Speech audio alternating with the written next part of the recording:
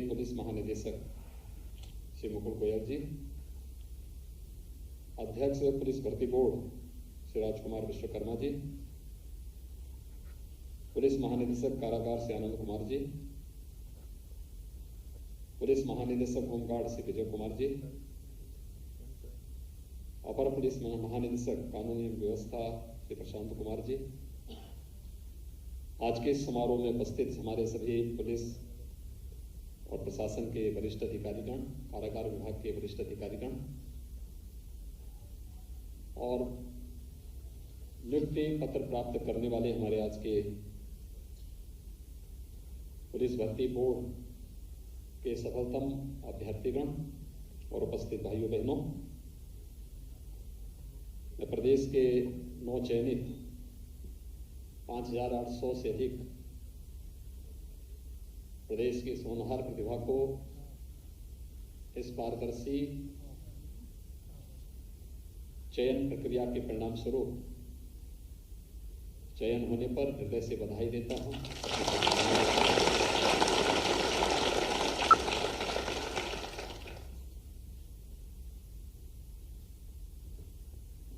पिछले 4.25 वर्ष के दौरान पुलिस भर्ती या कारागार विभाग से जुड़ी हुई भर्ती से जुड़े हुए जितने भी विवाद थे, उन सब का सफलतापूर्वक समाधान करते हुए एक सरल, पारदर्शी और ईमानदारी पूर्वक भर्ती की प्रक्रिया को प्रदेश के अंदर प्रारंभ किया गया। इसका परिणाम था कि हम लोगों ने 4-4.25 वर्ष के दौरान 1.5 लाख से अधिक पुलिस भर्ती की इस प्रक्रिया को संपन्न किया। अनुमान कर सकते हैं, जब एक बड़ी फौज ऐसी खड़ी हो जो शासन के हर कार्य में बाधा पैदा कर रही हो, न्यायालय में जाकर के स्टे ला करके हर एक कार्यक्रम को बाधित कर रही हो, उन स्थितियों में लगभग 1.5 लाख पुलिस भर्ती की प्रक्रिया को कुशलतापूर्वक संपन्न करना और किसी भी भर्ती की प्रक्रिया में किसी भी प्रकार की कोई भी भ्रष्टाचार का या भाई भतीजेवाद का या किसी भी प्रकार की अन्य कोई शिकायत न होना, यह नई सरकार की नई कार्य पद्धति के साथ एक नए उत्तर प्रदेश के उस मानचित्र को प्रस्तुत करता है जो आज चयन की प्रक्रिया के परिणाम यहाँ पर प्रदेश के युवाओं को ये नियुक्ति पत्र वितरण किया जा रहा है। विगत 1.25 वर्ष के अंदर 1.25 लाख से अधिक युवाओं को इसी प्रकार से नियुक्ति पत्र हम लोगों ने दिए हैं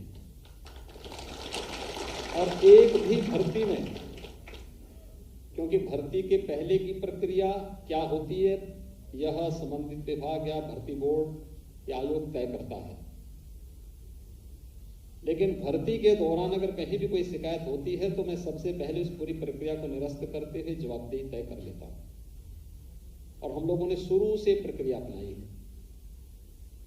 महाभारत के उन रिश्तों को हम लोगों ने कहीं भी बीच में नहीं आने दिया कि कोई चाचा है, कोई मामा है, कोई काका है, कोई भतीजा है, कोई किसी कोने में, कोई किसी जनपद में, किसी कमिश्नरी में वसूली करने के लिए निकल पड़ता था। भर्ती जैसे निकलती थी यही तो होता था। 17 के पहले कहीं चाचा, कहीं भतीजा, कहीं मामा, कहीं नाना, कहीं और भी तमाम रिश्ते आ जाते थे। और महाभारत के रिश्ते जब भी किसी भी चयन की प्रक्रिया में आएंगे तो वहां महाभारत होगा ही होगा। और इसलिए महाभारत से बचाने के लिए हम लोगों ने पूरी प्रक्रिया को पूरी ईमानदारी के साथ संपन्न किया। मुझसे पिछले 1 सप्ताह से समय मांगा जा रहा था। मैंने इस बारे में कहा कि हम समय देते हैं। प्रक्रिया आगे बढ़ रही थी और कल ही परिणाम घोषित होने के बाद आज समय दिया गया, इसलिए लखनऊ, हरदोई, सीतापुर, रायबरेली या उसके आसपास के जनपदों के ही ज्यादातर अभ्यर्थी यहाँ पर आ पाए हैं। अन्यथा चयन की प्रक्रिया प्रदेश के हर एक जनपद से हुए, हर एक जनपद का अभ्यर्थी सफल हुआ है। इस चयन की प्रक्रिया की सबसे अच्छी बात है। दूसरा, हम एक साथ 5,800 से अधिक अपने नवचयनित जेल वार्डन,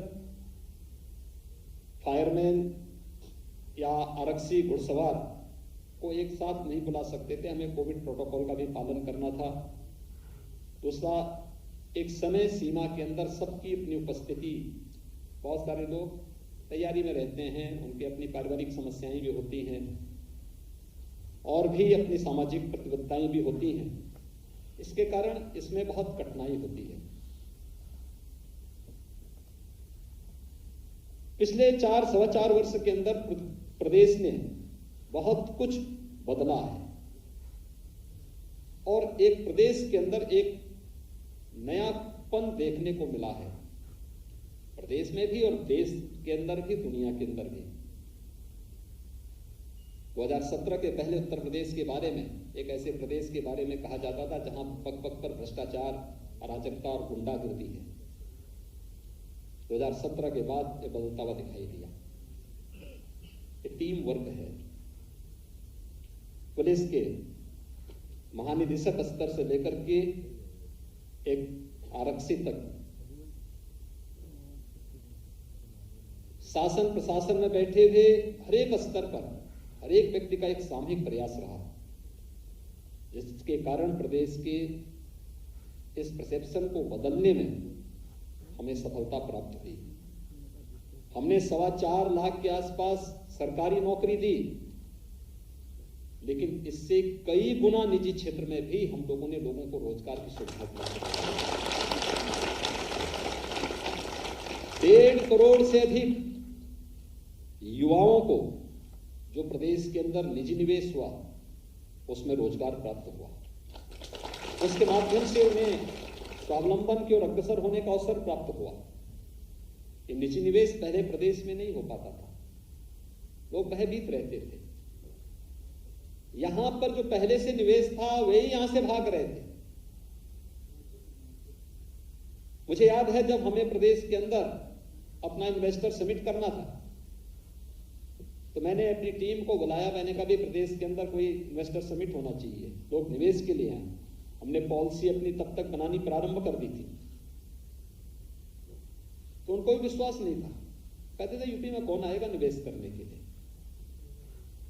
मैंने कहा प्रयास करिए।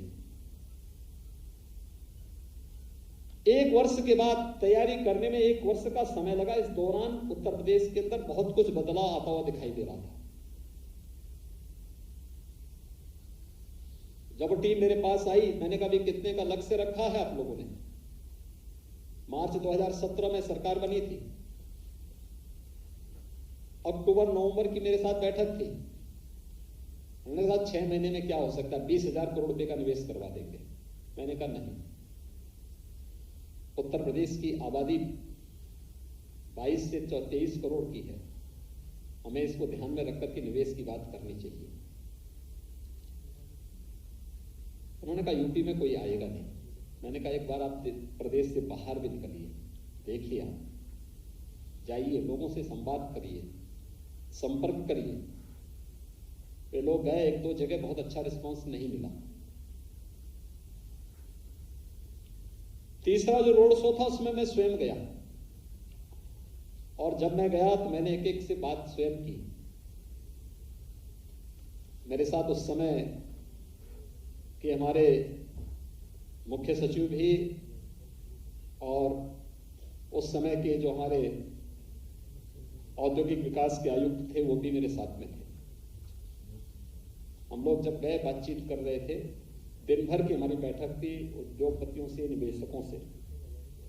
हमें 2,10,000 करोड़ रुपए का निवेश का प्रस्ताव उसी दिन प्राप्त हुआ। जब हम लोगों ने अपना पहला इन्वेस्टर समिट फरवरी 2018 में किया तो हमें 4.5 लाख करोड़ रुपए से अधिक के प्रस्ताव प्राप्त हुए। और इसमें से अधिकतर को हम लोगों ने प्रदेश के अंदर लागू भी किया। उसका परिणाम है निजी क्षेत्र में भी ढेर सारी नौकरी और रोजगार हमारे प्रदेश के युवाओं को प्राप्त हुए। यानी इस प्रकार का प्रदेश के अंदर निवेश का माहौल बनाना, युवाओं के लिए रोजगार की संभावनाओं को आगे बढ़ाना, ये तब संभव हो पाया था जब बेहतर कानून व्यवस्था की स्थिति प्रदेश के अंदर बनाई गई थी। नहीं तो ये वही प्रदेश था जहां रोज से तीसरे दिन एक बड़ा दंगा होता था। जेल गुंडों और अपराधियों के लिए एक आरामगाह और अपराध संचालन के केंद्र होते थे। आज तो नहीं हो सकता। आज इस प्रकार की स्थिति नहीं है। हर एक स्तर पर सुधार, और मुझे प्रसन्नता है कि ये जो जेल वार्डन की जो नियुक्ति हुई है, इसमें 20% महिलाओं की नियुक्ति हुई है। जो एक पहचान थी पुलिस की, अपनी एक पहचान होती थी आरक्षी घुड़सवार की, वो पूरी तरह समाप्त सा होता जा रहा था। वो पूरा का पूरा ग्रुप ही लुप्त होता जा रहा था।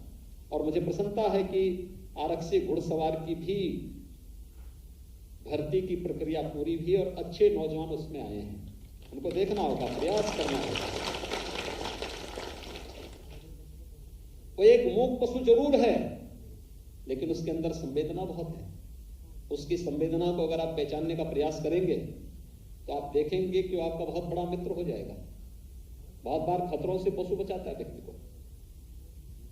और घोड़ा तो पहले से ही मनुष्य का एक बहुत अच्छा सहयोगी रहा है, लेकिन संवाद की कमी। हम लोग जब तकनीक में गए, हम लोग मोटर कार के ज्यादा शौकीन हो गए, बाइक के ज्यादा शौकीन हो गए। हमने उस परंपरागत उसको विधा को छोड़ ही दिया। लेकिन हमें उसे छोड़ना नहीं, हमें उसे आगे बढ़ाना चाहिए। और इस प्रक्रिया को आगे बढ़ाने की प्रक्रिया, ये आज एक अच्छी स्थिति हुई। फायरमैन, मैं देखता हूं मेरे पास जनप्रतिनिधियों के सर्वाधिक आवेदन आते हैं इस बात को लेकर के कि हमारी विधानसभा क्षेत्र में एक फायर स्टेशन की स्थापना हो जाए।